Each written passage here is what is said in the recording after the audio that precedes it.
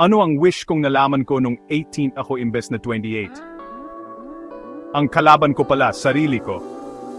Welcome sa Mindset ni Juan, ang channel kung saan inaaral natin ang psychology sa likod ng pag-iisip, pakiramdam, at paglago ng mga Pinoy.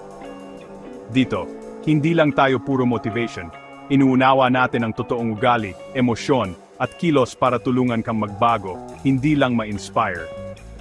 Kung gusto mong maintindihan ang utak mo, at kung bakit minsan, ito rin ang humihila sa iyo pababa, nandito ka sa tamang lugar. Every week, maglalabas kami ng maikli, pero malalakas na videos tungkol sa psychology, motivation, at self-awareness, para sa lahat ng Juan na gustong magbago ang mindset. So kung gusto mong sabayan kami sa journey na to, i-hit ang like, subscribe, at i-on ang notification bell.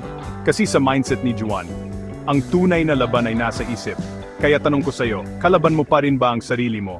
O kakampi mo na?